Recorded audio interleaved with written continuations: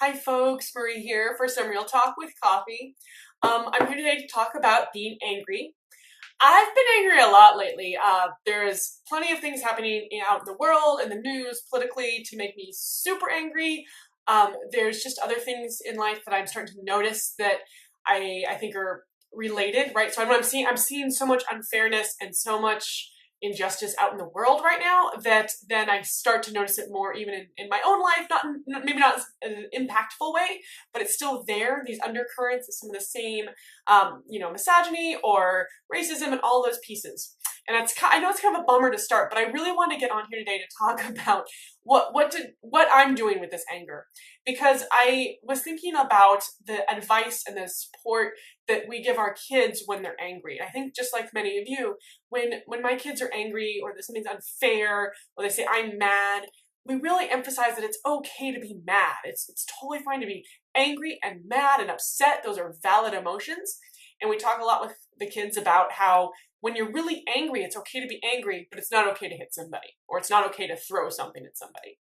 So it's okay to be angry, but it's not okay to do behaviors that are problematic. So I think similar with adults, right? We can be angry, but we need to sometimes check our behavior occasionally.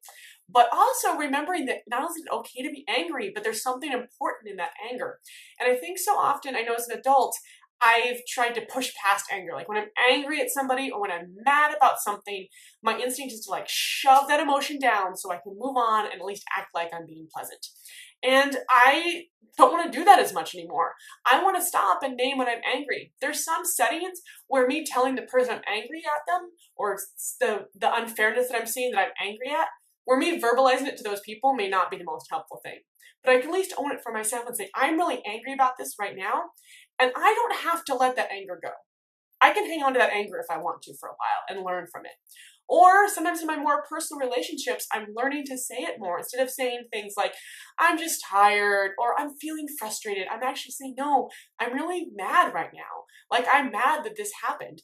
That doesn't mean other people have to fix it necessarily, but it's also okay for me to own that anger. And I just want to share that today because I figure, one, I'm probably not alone.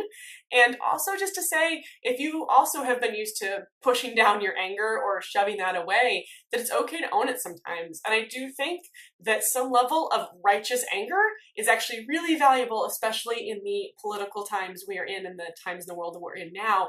We don't, especially if we're in a place where that anger can fuel us to do something or to speak our truth or to speak up, I think that's really helpful. So today I want to encourage you, if you're angry, work through it, but don't be afraid to let it be there. Don't be afraid of the anger, and especially hold on to righteous anger. And with that, that's my Real Talk with Coffee moment. Have a great rest of your day.